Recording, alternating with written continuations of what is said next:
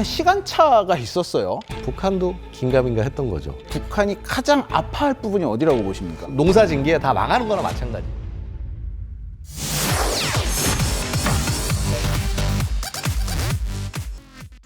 이 정도면 오래 기다렸다고 해야 될까요? 북한이 결국 우리나라 핵잠 건조를 맹비난하고 나섰습니다. 네, 북한이 우리보다 먼저 핵잠수함 개발에 나선다고 밝혔었고요. 그렇죠. 뭐 이러다 보니까 이제 적반하장 아니냐 이런 얘기도 나오는데 이게 이제 우리가 만들면 북한도 핵잠 개발에 박차를 가할 거란 말이죠. 관련 내용 살펴보겠습니다. 아산정책연구원의 양욱 연구위원 그리고 동국대 북한학연구소 김영희 연구원과 함께하겠습니다. 어서 오십시오. 네, 안녕하십니까. 조선중앙통신을 통해서 입장문을 낸 거잖아요. 맹비난을 했는데 네. 약간 시간차가 있었어요. 그렇죠. 일단 그 입장문에서 가장 눈여겨보셨던 게 어떤 대목입니까? 일단 시간차라는 것에 집중을 해야겠죠. 무슨 말인 거 아니에요? 북한이 분명히 비난이 나왔으면 진작에 나왔어야 되는데 바로 나왔어야죠. 바로 없었는데 왜 이렇게 오래 걸렸냐? 결국은 이 조인트 팩트 시트 그래서 네. 한미의 이 공동 발표문을 기다린 것이 아니냐. 북한도 긴가민가 했던 거죠.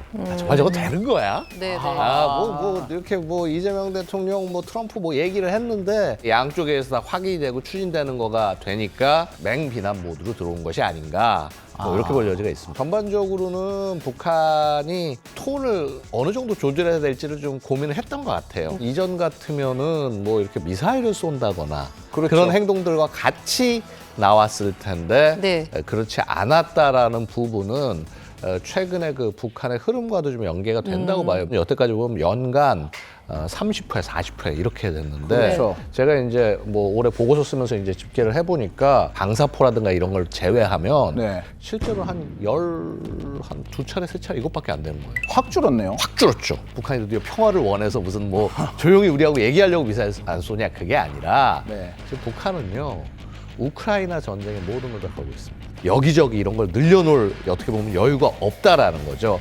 그런데 하지만 그럼에도 불구하고 지금 이 사안 북한으로서는 당연히 얘기하지 않을 수 없는 사안이다.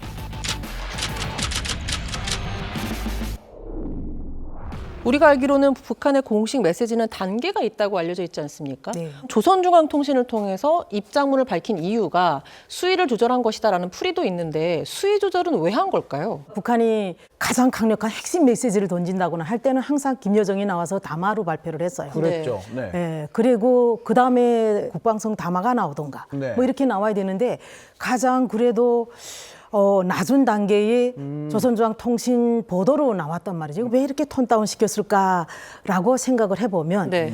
이제 12월이 되고 1월 달이면 북한이 9차 당대회를 합니다.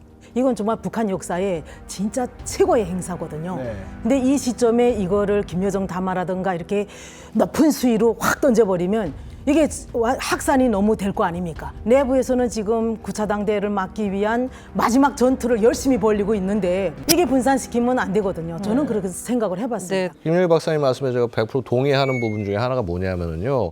8차 당대회를 통해서 2021년에 얘기했던 내용들이 다 잘 이루어졌다. 김정은 얘기한 대로 다 됐다.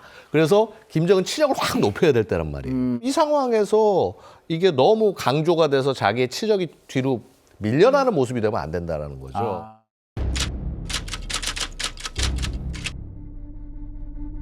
김정은은 이걸 우리가 갖게 된다면 굉장히 민감할 수밖에 없잖아요. 우리가 핵점을 보유를 딱 했을 때 북한이 가장 아파할 부분이 어디라고 보십니까? 우리도 시작 못하고 지금 북한은 만들었다고 보여주고 있습니다만 이래저래 만약에 일정이 제대로 간다면 우리 것이 더 빨리 나올 수도 있습니다. 혹은 더 안정된 성능으로 나올 수도 있을 거고요. 네.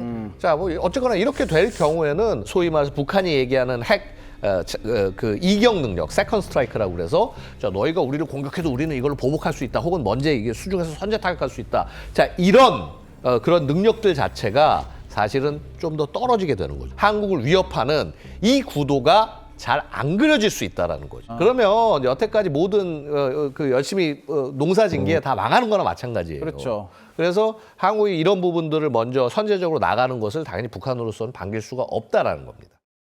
오늘 하루 쏟아진 뉴스 중 가장 핫한 이슈를 뽑아서 전해드립니다. 좋은 생각을 놓지 않는 힘이라고. 먹고 싶지 않는 게 결국은 그로 인한 수입 때문이요. 잡아먹으려고 하더라. 어서 오십시오. 안녕하세요.